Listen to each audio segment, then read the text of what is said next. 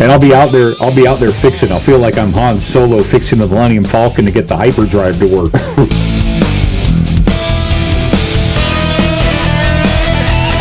I was just wondering, after they chased him out, did they bring him around back and use him as mystery meat?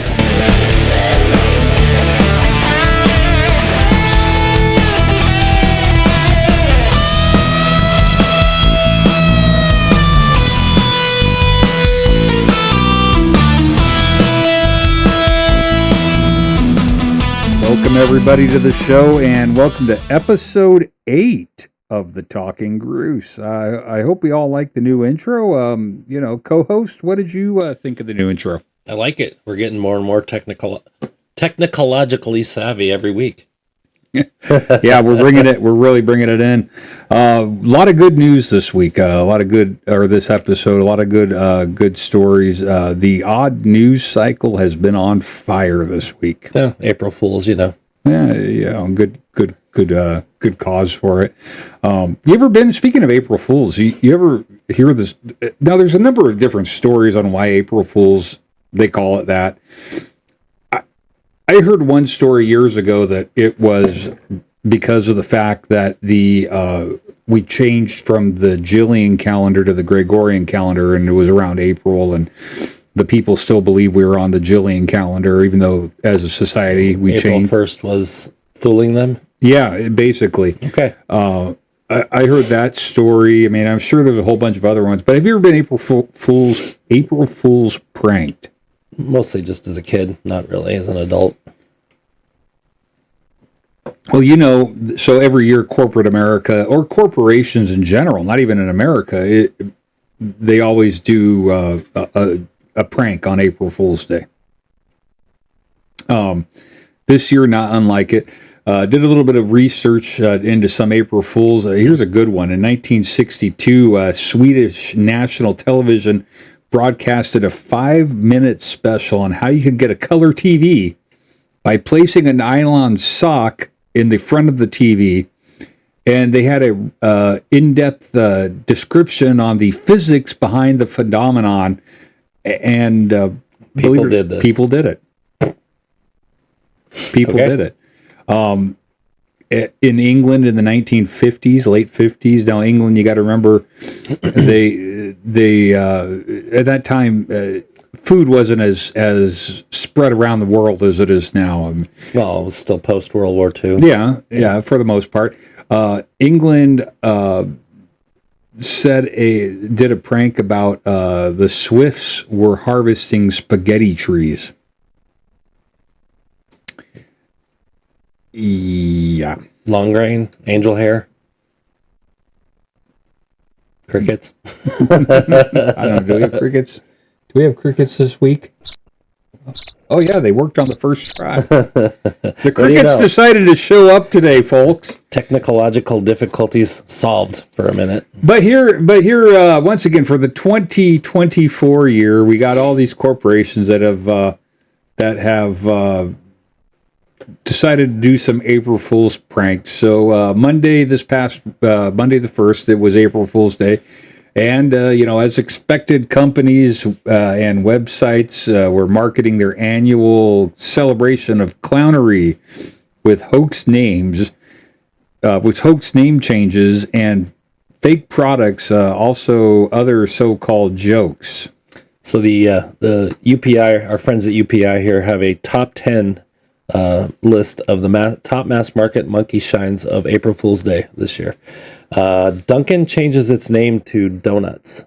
Dunkin', the chain formerly known as Dunkin' Donuts, announced on social media that it will now be known as just Donuts. We'll have coffee still. Please don't ask any other questions. Just going through it right now. The Instagram post said... Yeah, there's a picture of the Instagram post we got up on the screen there. You guys can all take a quick look at it. I would say this is a rather disappointing April Fool's joke. Yeah, it's a little, that one falls a little flat. That one did definitely fall a little flat. Next one is we have sour cream and onion soda. So the health-conscious soda brand Ollie Pops and Pringles announced Monday that they are teaming up to bring a sour cream and onion flavored soda into stores. Yuck. Yeah, the social media post stresses that it's an April Fool's joke, but here we can see the picture. It says, indulge in the creamy richness of our sour cream and the savory kick of onion and the comforting heartiness of potato, all in a crave-worthy, salty, and utterly irresistible soda experience. Blah. Yeah. I like sour cream and onion. I really do. Sour cream and onion Pringles are really good. I mean, I think that they're great. They're probably one of the best selling Pringles out there. I like the plain. No, I like the plain. I like the barbecue. Plain and barbecue. And the cheese ones. Cheeseums. The dill pickle ones are really good. Here's a drink I would actually probably drink. 7-Eleven and Miracle Seltzer took their joke a step further by actually creating a limited number of cans filled with 7-Eleven / House of Miracles Big Bite Hot Dog Sparkling Water. Now that can looks so appealing. That can looks. I would actually buy one. Wiener in a can. I don't want to know about your wiener in a can. Miracle Seltzer admitted on social media that the glizzy flavored fizzy was never intended to be sold in stores. We did actually make a limited supply for fun and indicated more cans might be produced if there's enough on demand. You know, if you could get the hot dog burp taste without the hot dog, that would be good. Yeah. I could handle that. Now, Omaha Steaks went ahead. They did Omaha Steaks Meaty Spritz Spray, it's called. And it's the meat company Omaha Steaks April Fool's produced Meaty Spritz Spray promises to infuse bland fast food with the flavor of show-stopping flavors of world-famous steaks, chickens, and porks. There's a picture of the product right there. It says the flavor-enhancing sprays, which, again, are not real, are in 3 varieties: Omaha Fog, Hog Haze, and Cock-a-Doodle-Doo. Reminds me of those body spray commercials where, I don't know, but if a woman sprayed herself smelling like a T-bone, I'd be like, ooh. Yeah. I'd be all over that. Double your pleasure. Oh, absolutely. That's Wrigley's. No, I'd rather have the meat than the woman. Yeah.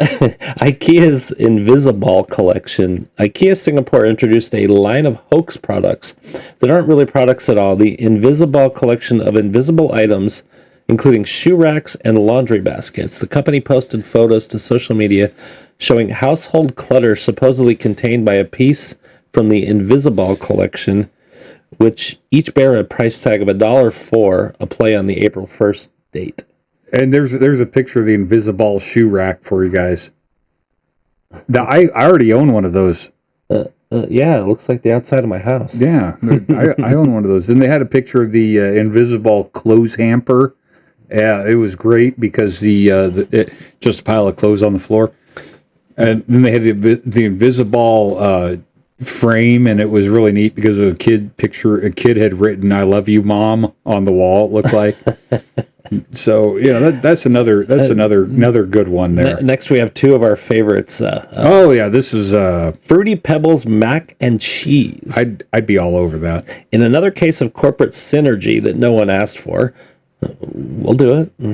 Cereal company Post and macaroni manufacturer Kraft announced the release of multicolored mac and cheese with the fruity flavor of Fruity Pebbles. The company said, "It's fruity, it's cheesy, it's your 2 favorite comfort foods together at last." Yeah, and there it is. I would be all over that. I would buy it. Yeah. I would buy it just because I wanted to try it. Yeah. I mean, I would have to just be like, I got to try this because I love Fruity Pebbles. There's actually one thing that isn't an April Fool's joke. Have you seen the SpaghettiOs that are made with Frank's Red Hot? Yeah.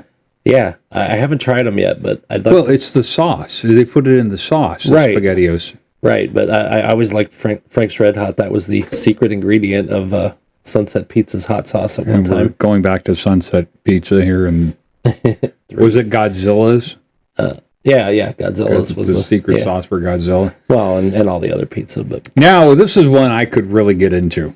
This next one here, I mean, Scotch brand, the company most famous for its eponymous tape, shared a photo on Instagram of Scotch brand Scotch whiskey bearing the company's iconic red plaid logo. And there it is, guys. From the Highlands, a new choice for discerning palates.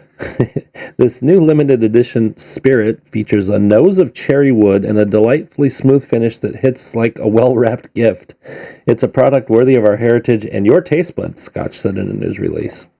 Now, now my question is, after you drank it, would you be able to like stick to the wall or something? Oh no! Did you turn into a tape dispenser? Could you wrap gifts actually nicely once you drink it? I mean, once you dispense tape out of your mouth. All right. Yeah. Rosetta Stoned, hence the D, translation app. A supposed team-up between language learning software company Rosetta Stone and medical marijuana company Fluent aims to help cannabis newbies learn the lingo with an app called Rosetta Stoned. Yeah, there's a picture of what their website looked like, folks. If only JD were still here.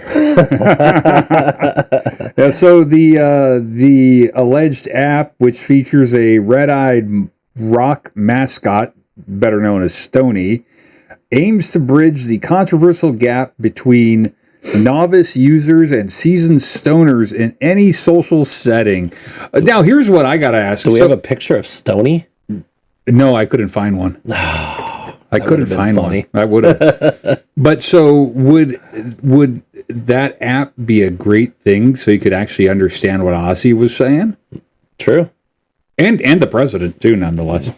And he's not stoned, but he sounds like he is. Right. Stoners probably understand him. They probably do. I mean, next we have Garfield's cheesy lasagna cat food.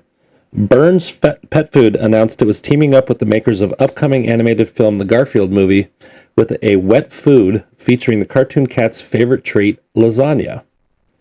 Cheesy lasagna wet food, which is not real, despite the food company's actual branding partnership with the film, was said to be jam-packed with dog and cat-friendly ingredients like peppery basil, sweet carrots, rich tomato, and nutty Gran Padano, don't know what that is, for that extra cheesy taste. We don't have a picture. The picture was lame, so you can see it was all CGI when they did it. Oh, okay. It didn't look realistic like the other guys. They're making a new Garfield movie, huh? They should have just left him in the Sunday Funnies. Right. Yeah. Ooh, that makes me sound old. The Sunday Funnies, folks. Next, we have Not Extra Flamin' Hot Milk. PepsiCo said its line of Extra Flamin' Hot chips available in the Walker's Doritos, and Watsits Crunchy line of products. So for all those of you who aren't familiar with our friends over the pond, Walker's is Frito-Lay. Oh, okay. And what's Watsits? It's is it like Cheetos? Yeah. Okay. Will be accompanied in Britain by the sale of Not Extra Flamin' Hot Milk to make the spicy snacks more bearable to the supposedly heat-averse British palate. Yeah, British food is rather bland. I'd probably like it there. You would love it. Yeah. But if I ever saw you eating haggis, though, that's a Scottish food. But if I ever saw you eating haggis, I'll just be. I saw So I Married an Axe Murderer, where he brings haggis home to his mom or his dad all the time. The prank product, merely a shot-sized bottle of milk, will be sold for as long as it takes the British taste buds to mature up to the spice. The company said in a press release for the milk, which again, UPI cannot stress enough, is not a real thing. I think it should have been a real thing, though. Yeah. I really do. I really think they should have done it, definitely. But, so going on here, we all like cops. And we all like animals. The TV show Cops, one of my favorite shows ever. I used to, Saturday nights, I would always make it a point to watch Cops. And I remember watching Cops was it made me realize that my life really was not that bad. And I love when Cops actually was here or was in an area that I knew. Right. Because I would see them going past somewhere and I'd be like, hey, I've been over there. I was there. That was my spot. Bad boys, bad boys. What you gonna do? Okay, so let's go ahead and go ahead with the article, co-host, and let's go ahead and get going with this, and then we'll play the video on this one. This is great. Okay. Texas Police Department said one officer had a particularly wild day when he rounded up a loose goat and then captured an escaped peacock just 15 minutes later. He went from a police officer to an animal control officer all in one day. Yeah, all in 15 minutes. Yeah. The Irving Police Department said Officer Ryan Turner responded to a call about a loose goat along Highway 183. Is that out by your dad's house? It might be because it's a goat. Yeah. We thought we were getting pranked, but this is no April Fool's joke. Have you ever had barbecued goat? Not yet, but go to Italy. We'll lead into that. The officer attempted to use some Burger King fries to coax the animal into surrendering, but he ended up chasing the goat into the parking lot of a nearby shopping center before he captured it. And then, you know what? Let's go ahead and just cut to the video right now. Let's show everybody this.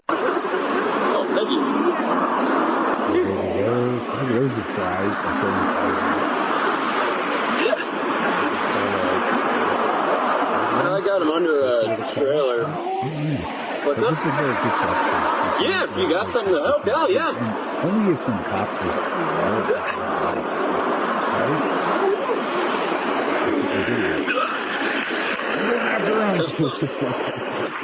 Oh, here we go, another way. Oh, you got the rope out. Look at him go. It's the goat lasso. This is better than having the guy with the camera in the back. You know, yeah, In the background. Here we go. Look at the stop, loose goat. And for the takedown. Here we go. Go. Get him. Now, my Is there an owner that's soft at all with you guys? Rights. Yeah, as you look to the whole time. See that? Yeah. Good job. Go, Wrangler. Exactly what Let me. We got to go. I'll let him go. Who's not got a picture of that?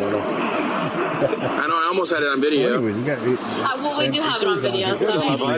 reading the article. There you go. I got a couple pictures for you.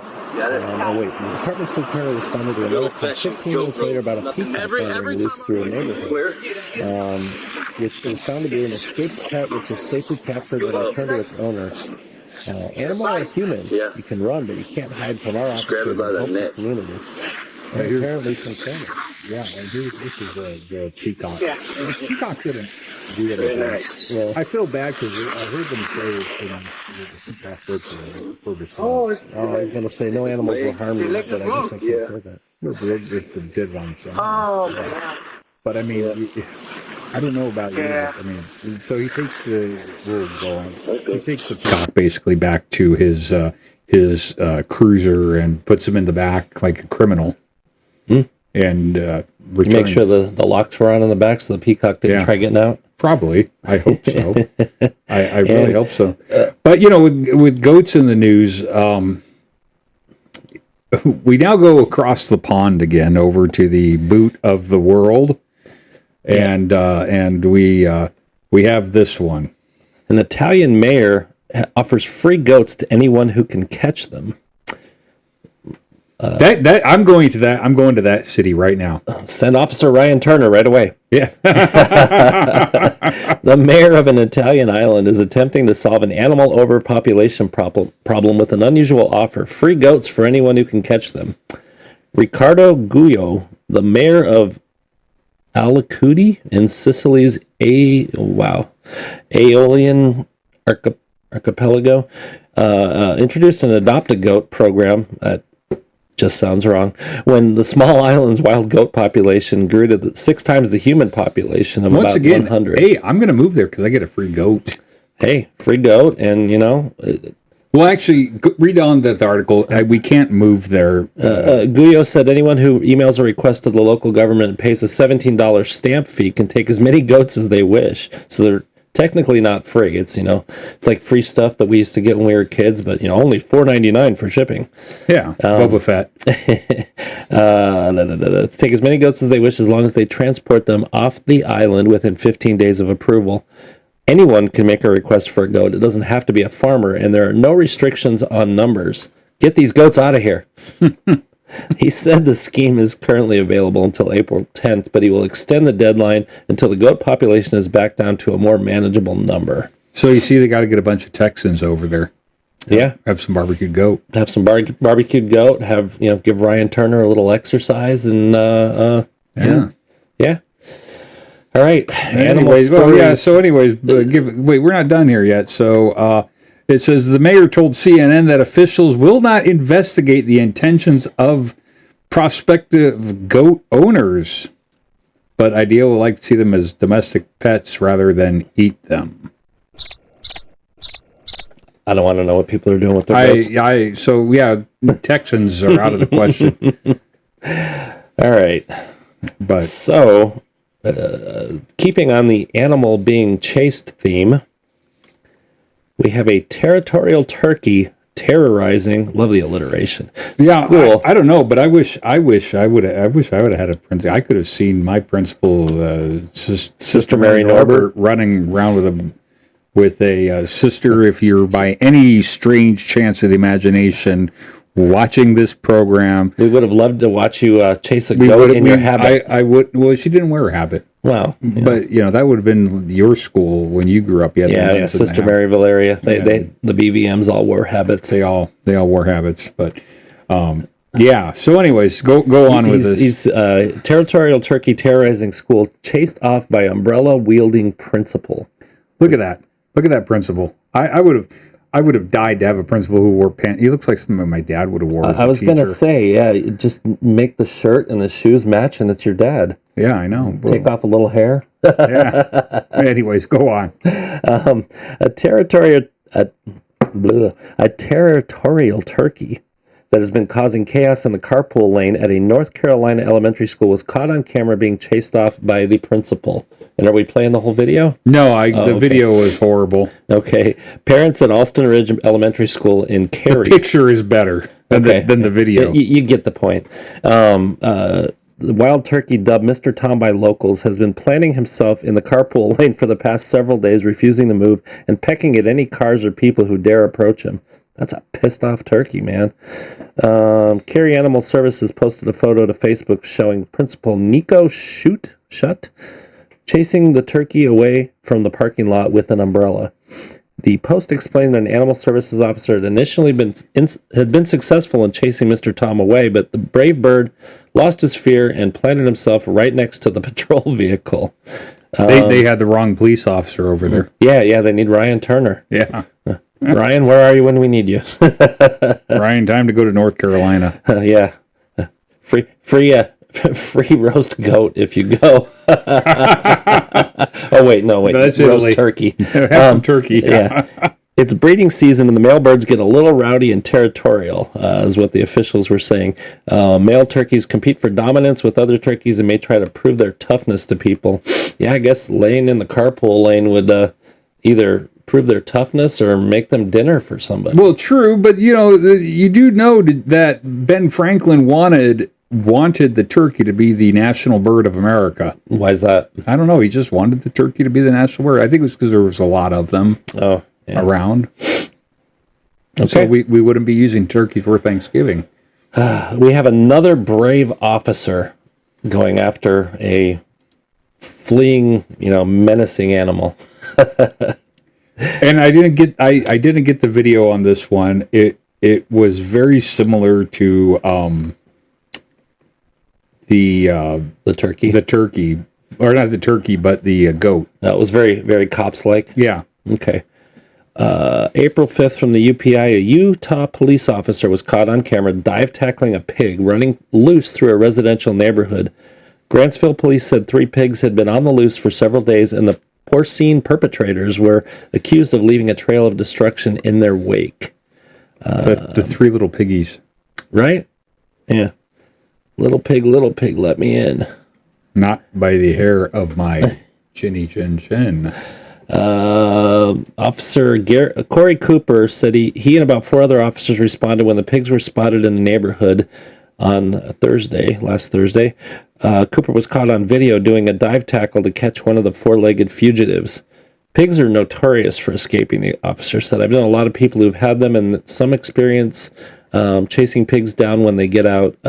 Cooper said all 3 pigs were captured and taken to an animal rescue. And if I didn't have any respect for police officers, I could have so many pig jokes. Oh, I was going to make a reference to the big bad wolf, but yeah, these animals, man, got what I've come to the conclusion is that these what do you call it? These municipalities need to actually hire more animal control people. They need more animal control people than they need human control people. Yeah, they need more animal control than they do. The human control people need to be in the big cities. Yeah, exactly. And then we go to... So now we go on to, what do we got here? The hedgehog. Yeah, a rescued, quote-unquote, baby hedgehog turns out to be a pom-pom from a hat. Yeah, there we go. It's coming up. Just hold on, cool your jets. Keep talking. All right. A Cheshire, England woman rescued what she believed to be an abandoned baby hedgehog, took it to a local animal hospital where veterinarians told her she had actually rescued the pom-pom from a beanie hat. And there it is. Look at that. It's a tribble. It's a tribble. Captain Kirk, watch out. The Lower Moss Wood Nature Reserve and Wildlife Hospital said in a Facebook post that the kind soul rescued what she thought was a very shy baby hedgehog and took it home. She brought it to the animal hospital the next day, concerned she didn't figure out that it was just a puff of... it hadn't moved over or pooped all night. Some people... Veterinarians informed the woman that she had actually rescued the pom-pom from the top of a beanie hat. She was an older lady, maybe 60s or 70s, well-spoken and well-meaning. She could see something on the roadside that looked like a hedgehog, and from a distance, she took it at face value. She didn't handle it at all. She scooped it up in a box with some cat food. Oh, okay, maybe that's how come she didn't know. Left it alone in a warm, dark place. Go ahead. Just keep going. Yeah. She did everything so well, she barely peeked at it because she didn't want to stress it out. The animal hospital praised the woman for her good intentions. Remember, kindness knows no bounds, even when it's to a faux furry friend, the Facebook post said. Again, it's a tribble. It looks like a tribble. It's totally a tribble. But, so, yeah, you got to give her points. I mean, she was trying to help an animal out, but common sense would tell. Like, wow, it ain't moving in there. Yeah, I was a little bit, yeah. Yeah. Oof. No movement, and it didn't poop. Well, I guess that would be, that could be, I don't know. And on our last animal story. Yeah, we're done. I'm over animals right now, so let's go ahead and wrap up animals. All right. A dog united with owner after escape on tarmac at the NC, North Carolina airport. This is again our friends at Alaska Airlines. Now the question is, the dog's lucky that the door plug didn't blow out, right? But if they did, would the dog had a cell phone with them to take a selfie or record it? In this day and age, wouldn't surprise me. Possibly, yeah. Dog who escaped while being loaded onto a plane in North Carolina was reunited with his owner after an extensive search. The dog, named Moose. Do you have a picture of Moose? No, I didn't get a picture of Moose. Moose is a cute-looking... he's like a... he's not a bulldog. He's more of a... I don't know. I think he's a pit bull. I think he's a pit with probably mixed with something. But he was not loaded into his owner's flight from Raleigh-Durham International Airport to Seattle on Tuesday due to a misstep in the loading process. Moose spent the night at the airport, was taken for a walk on Wednesday morning. I bet you he pooped. Yeah. Before he was due to be loaded onto a replacement flight to Seattle to join his owner. Moose led airline employees on a chase around the tarmac and even ended up on the taxiway at one point. He gave his pursuers the slip and seemingly vanished. Alaska Airlines paid for Moose's owner to fly back to the airport airport Wednesday to join the search. They said the saga had a tail-wagging ending Thursday morning when a search party consisting of airport workers, firefighters, and law enforcement officers all locating Moose and reuniting him with his owner. Yeah, so Moose is safe and sound, they said, and had a good breakfast courtesy of the RDU canine officer. The airport spokesman said. So, Did they give him a goat that they ran down? They might have. They barbecue a goat. But, that's not as good as, that's a good story and all, but it reminds me, so my stepson's dad was a dog handler for years. He worked over in overseas, and when his dog retired out, he adopted him and had the dog sent to us. The dog was supposed to fly from Virginia, where the company's headquarters were, to Phoenix. But the dog actually went to Hawaii. Whoa. Yeah. Well, I mean, so the dog got a trip to Hawaii out of the deal, of course. Did the dog get a lay? Yeah, maybe. That would have been great. Hold on, we got that here somewhere. If I could find where it's at. Where did it go? There we go. Yeah. So. Yeah, that's what it reminds me of, that story. Okay, well, we're all done with animals, folks. Let's move on to something. Do you remember back in the 70s, was it? Late 70s, early 80s, when we had Skylab? Yeah. And remember when it was on the news and everything at Skylab was falling out of orbit and, Vaguely. I was still, and it was, we were both around the same age, fairly young at that time. And it was everybody's like, "Oh, where's it going to land?" It landed in the Indian Ocean or something. But anyways, so this is something right out of that time frame. So go ahead and fire away there. An object crashed to the roof of a Florida. An object that crashed through the Florida roof may have come from the International Space Station. NASA is analyzing a 2-pound object that crashed through a Florida man's roof to determine whether it came from the International Space Station. The object crashed through the roof of Alejandro Otero's house, his Naples home, at 2:34 p.m. on March 8th, and was recorded by his Ring security camera. That should be an interesting video. They didn't actually have that part of the on the video of it actually falling through. They should have, I think. Yeah, that would have been the best part. That's why I didn't cut it. It's like Joe Dirt with the Boeing bomb. U.S. Space Command recorded the re-entry of a piece of space debris from the International Space Station the same time over the Gulf of Mexico with a trajectory taking it toward southwest Florida. Boy, I'm usually good with the alliteration. Yeah, well, The debris was a cargo pallet of depleted batteries that had originally been intended to be returned to Earth in a controlled manner, but a failed Soyuz spacecraft launch. The Russians. Yeah, damn Russians. Led to an interruption to the ISS schedule, and the pallet of batteries instead headed back to Earth in an uncontrolled reentry.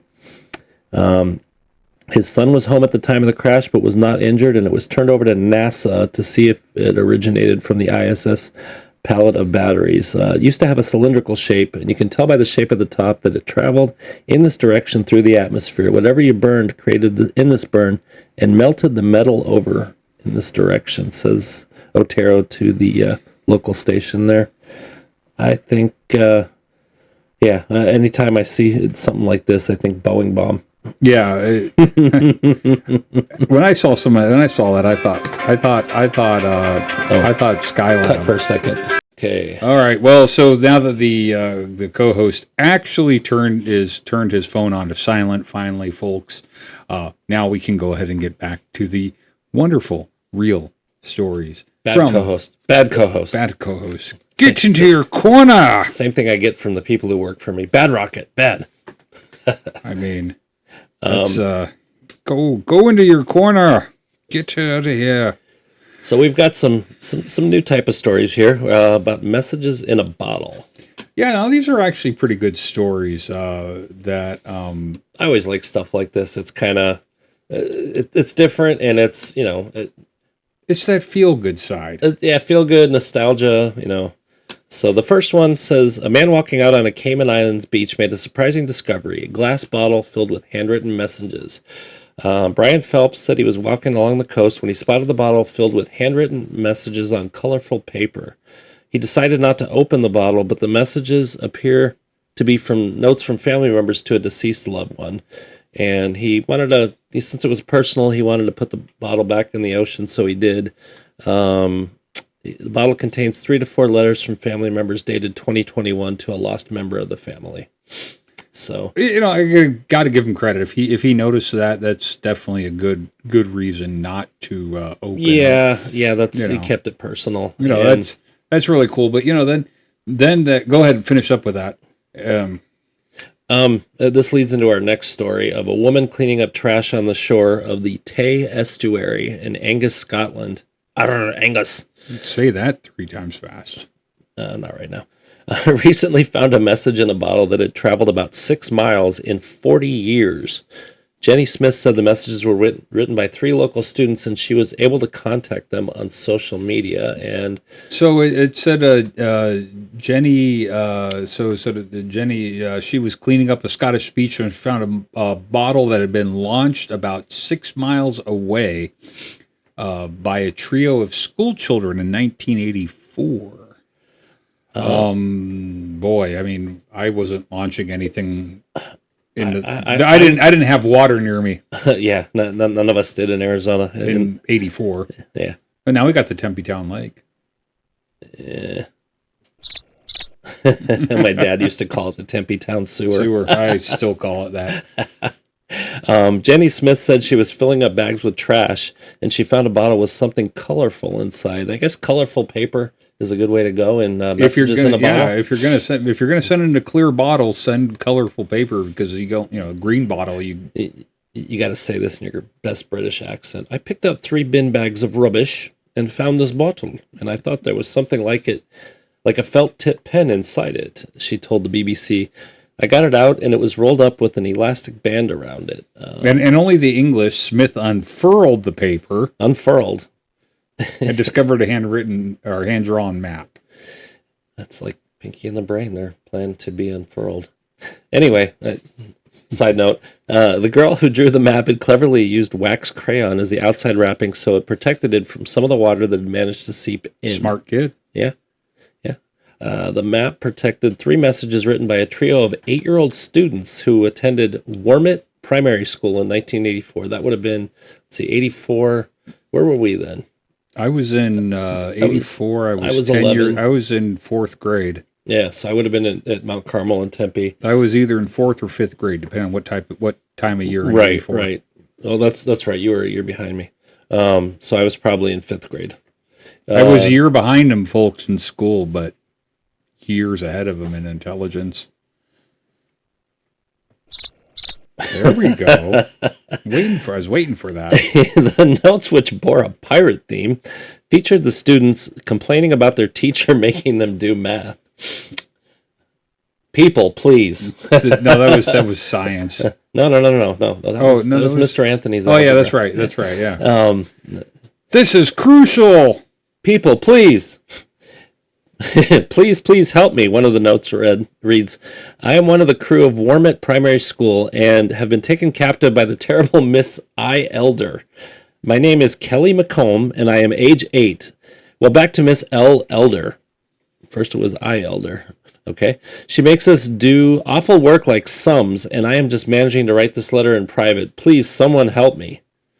Now, once again, the English, they make doing awful work like sums. Right. Awful work like addition. Addition, subtraction, multiplication.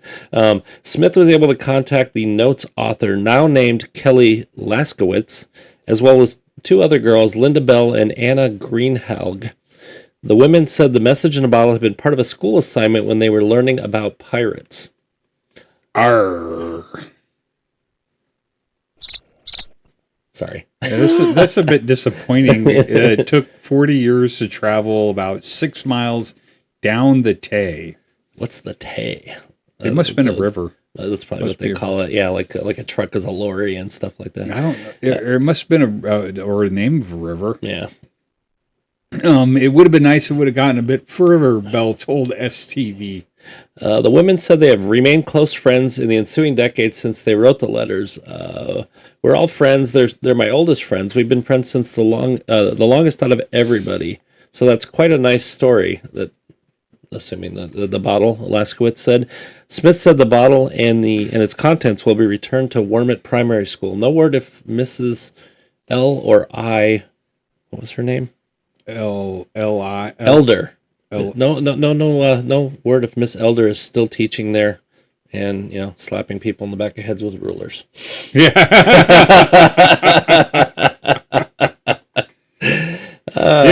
I swear to God that the order of nuns that were at the school that I went to were of the order of the Blessed Bloody Knuckles. And with that, we're going to go on to my next favorite thing in life, not all of you know, but as at least the co-host knows, Legos. I enjoy Legos as well. Not as often as you. No, you don't enjoy any. Dude, do you? Here. Okay, yeah, Like, I don't have We're going to go like this. And do you sport extreme close-up Lego on your water bottle? Look at that. I do not. I don't have a water bottle, so this is my water bottle, the Costco special.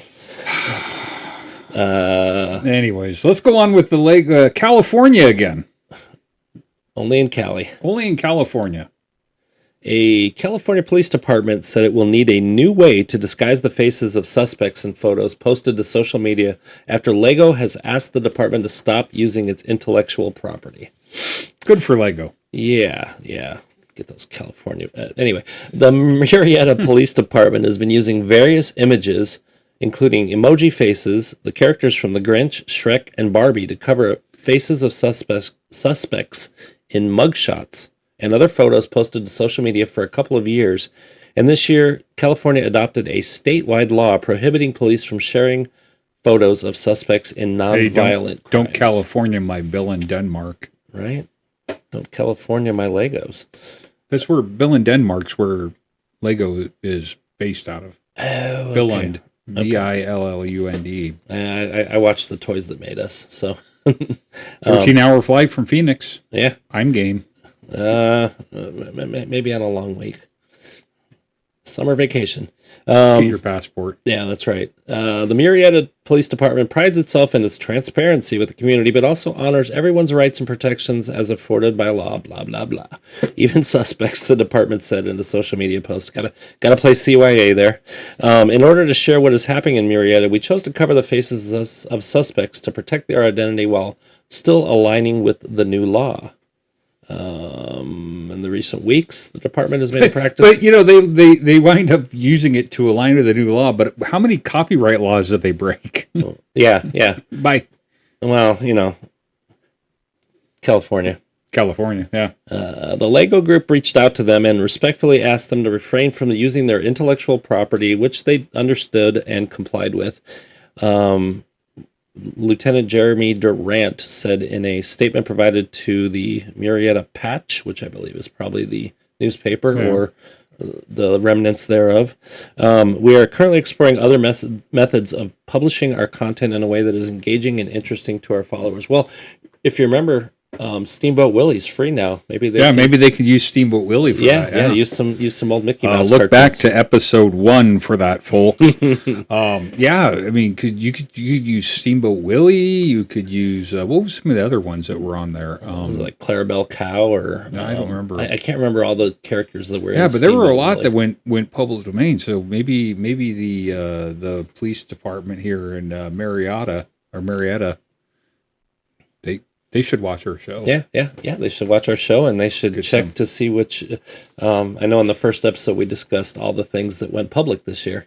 Yeah, and we'll have to. We're working, folks, on an idea for a Christmas show for you guys this year, or I am at least. I've got it in my head. I got an idea of what we're gonna do. I think we'll have to cover that again. Now, what are you looking for? Crickets? Nope. No, there he goes. Yeah, that's the idea. He didn't do it right. You're supposed to go like this. Some of them you hold, some of them you don't hold. Whatever.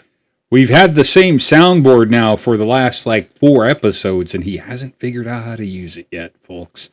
Anyways, on with that. Oh wait, what was that? That was. Oh yeah. On to our good friends, the raccoons again. The raccoons. We got to get one more animal in here. The raccoons have done it again. Now, so we have tracked the raccoons from Florida stealing DoorDash. They put up a smoke screen. They said that they were in New York or in Washington State. Yeah, but they were actually were on their way to Canada to steal McDonald's. We did not cover this story. Some of the raccoons have also they went over to the Netherlands and they broke out of the zoo there. So we're going to definitely hear more stories about there. But every year, Cadbury cream eggs, they always hold a contest to be the Cadbury bunny. And the Cadbury bunny, of course, is a different animal than bunny. So this year, the Cadbury bunny is a raccoon with his tongue sticking out at you, named Louie. Yeah, and Louie, here we go. Here comes a picture of Louie. There we go. The 2024 winner, Louie. He looks like the raccoon that was in Canada. Yeah. He looks well in shape, like A shape. Raccoon familial lines must go far. This year's Cadbury bunny is a raccoon named Louie, the first of his species to earn the title, the candy company said. The company announced Louie the raccoon, a 2-year-old pet raccoon from Miami, Florida. So he wasn't stealing DoorDash then. He might have been. Yeah, he might have snuck out and. Yeah, I mean, people let their cats out at night. Why not let the raccoons out? Yeah. Was the winner of the 6th annual Cadbury Bunny tryouts and will have a role in the 2025 Cadbury Bunny tryouts commercial, an Easter tradition for the brand. I do remember that with the Cadbury Bunny going, bak, bak, bak, bak, bak.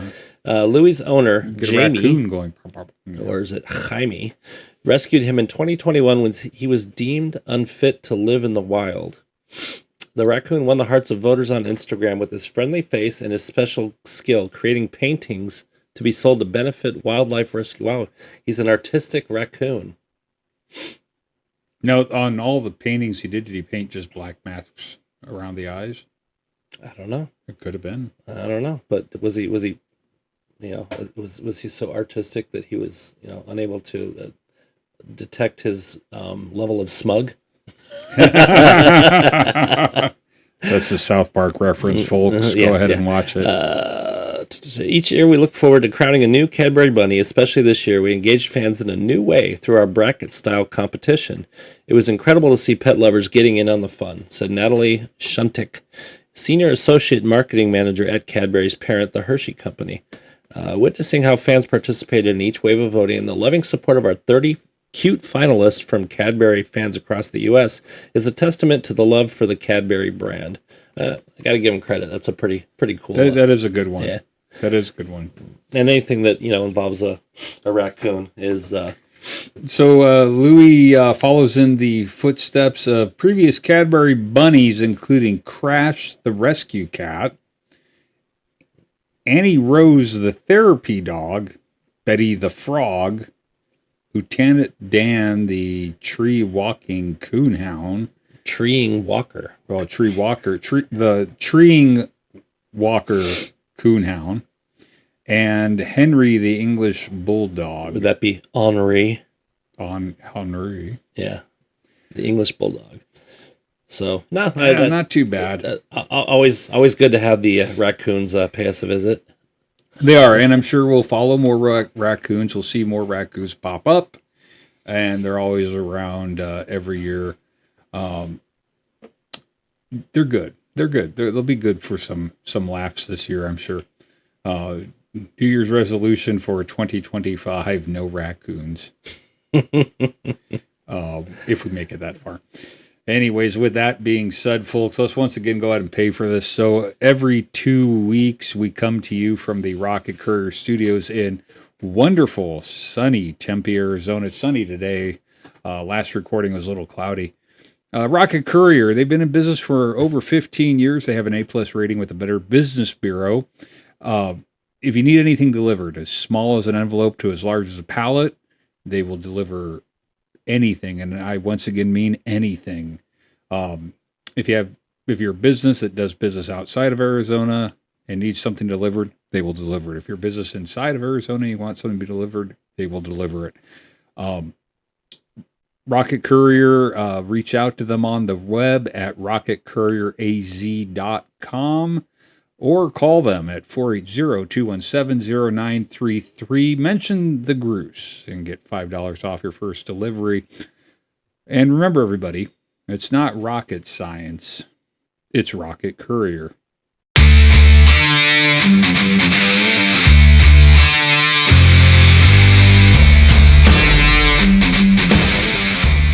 All right, now welcome back, everybody. Strange World Records. We always, every 2 weeks, we always bring you some strange world records. There's always world records to be beaten that are being beaten on a regular basis. We will be working on beating some records ourselves whenever we get a chance to go to them and get them done. But it takes a little bit of time and energy and. We will be adding additional shorts with us, at least attempting to do some of these. Yes, things. exactly. But we need to get the adjudicators involved. Yeah, I want John Wick here. Adjudicate. Anyway, so let's go on with some of the world records for this week. Hey, once again, our good friends in Texas. Well, they're not chasing pigs and peacocks, turkeys and peacocks. Turkeys and peacocks. So go ahead. No, this goats and peacocks. Goats and peacocks. Yeah. The city of Kyle, Texas has announced it's making another attempt at breaking the Guinness World Record for the largest same-name gathering with an official gathering of the Kyles. Is that like the Fockers? I was thinking more like Highlander, the Gathering. Oh yeah, there you go. The city which managed to attract, but with the quickening come after that. Hopefully not with Kyle's. I've never known a quick Kyle. The city, which managed to attract 1,490 people named Kyle to the event last year, said the official gathering of the Kyles record attempt will take place at 1 p.m. on May 18th. So if there's any Kyles out there, my son has a brother-in-law named Kyle. I'll pass it along. Yeah, let him know. Let him know he needs to go to Texas. At 1 p.m. on May 18th as part of the Kyle Fair. The current record for the largest name gathering, first name only, was set in July 2017 when 2,325 people named Ivan or Yvonne attended Ivan, I would say. attended an official record attempt in Bosnia and Herzegovina. So, I mean, Ivan, I could see that over there. That's like John. Just like John, yeah. The city of Austin, Texas hosted another attempt at the record Friday when the Ryan Rodeo attempted to take the title by bringing together people named Ryan. That attempt fell short of taking the title. I know a few Ryans. I could have sent one over. I know one. There's a Ryan I'd like to send over and never see again. No, he's a good worker. I just like to tease him. So yeah, I mean, that would be that's like the breaking the record of the number of Fockers. That came out when the movie Meet the Fockers came out. They tried to break that record. There's actually people with the last name of Focker. Wow.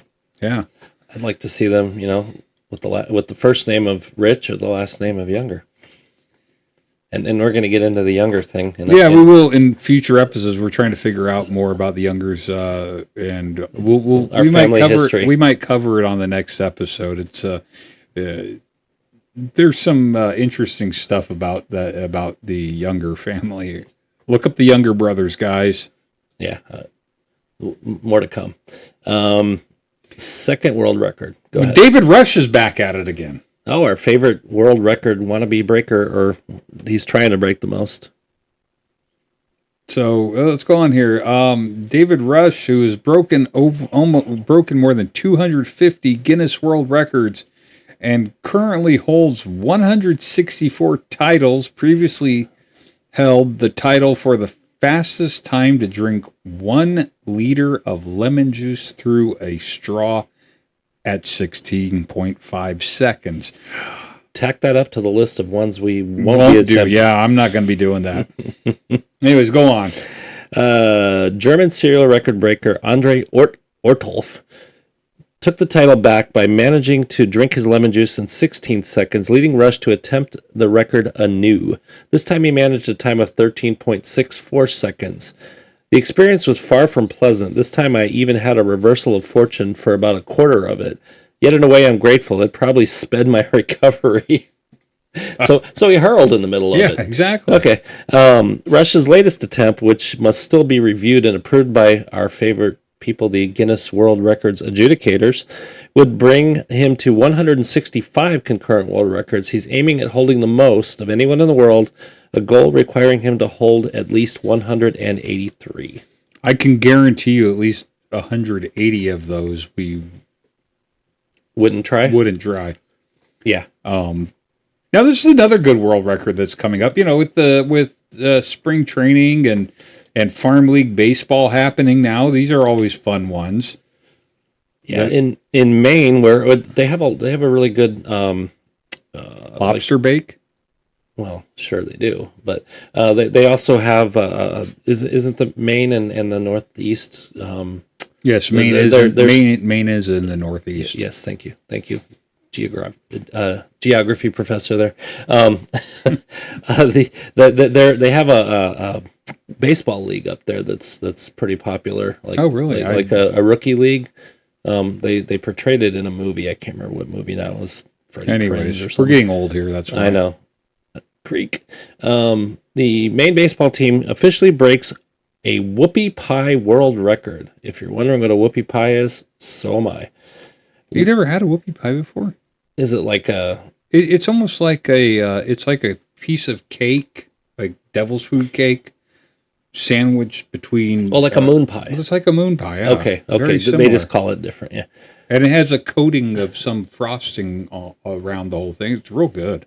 Well, I bet it's bouncing off the walls on a sugar rush. But a Maine baseball team announced has officially taken the Guinness World Record for the longest line of whoopie pies. The Portland Sea Dogs teamed up with the Maine Whoopie Pie Festival. It sounds like fun. Yeah.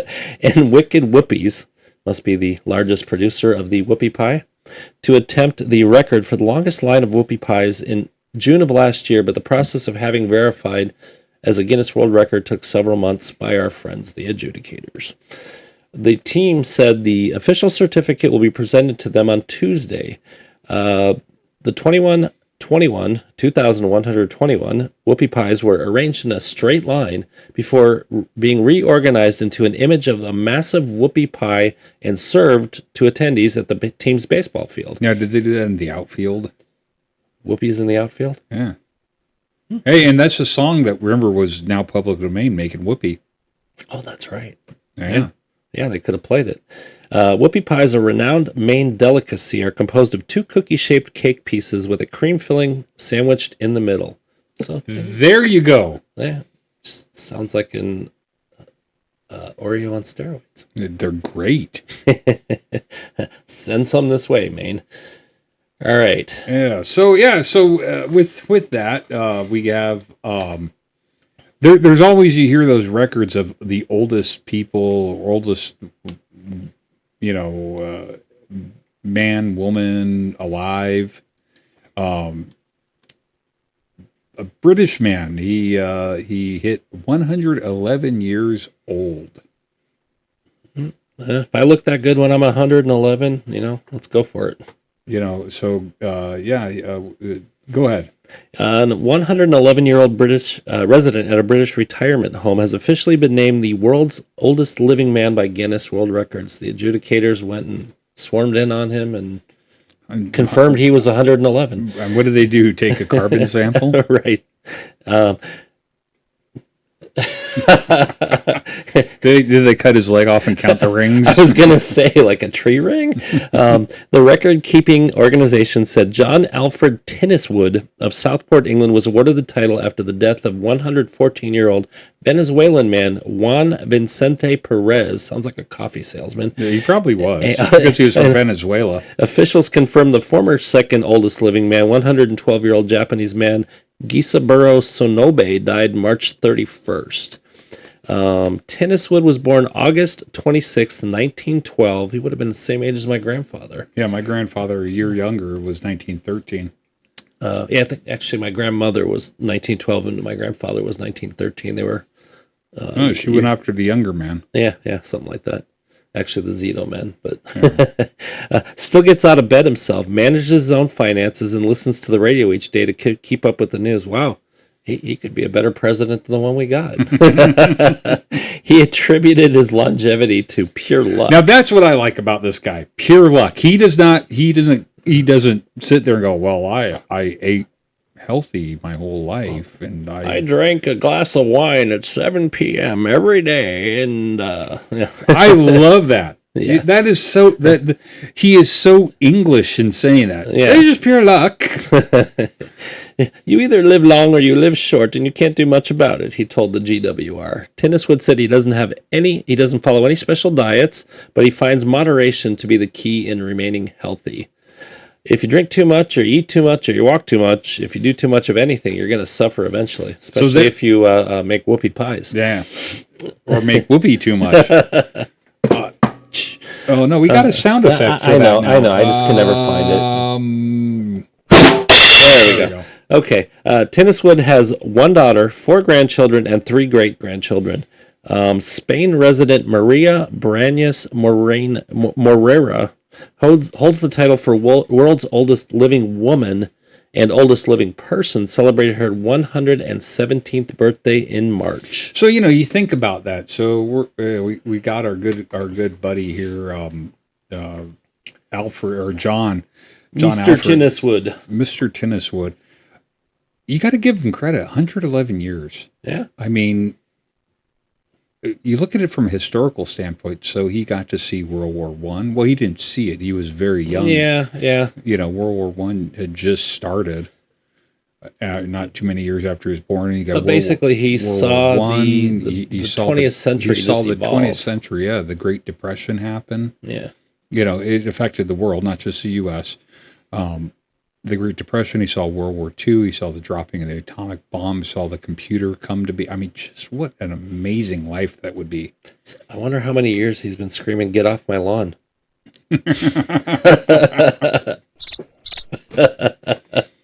I mean, but yeah, I mean, it's that is just admirable. That is a very good story, and congratulations, John, for making that many years. May you live another 111. I wouldn't want to. Maybe not. No, you want to.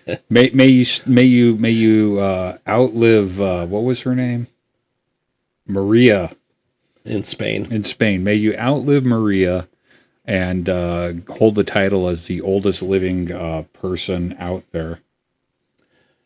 And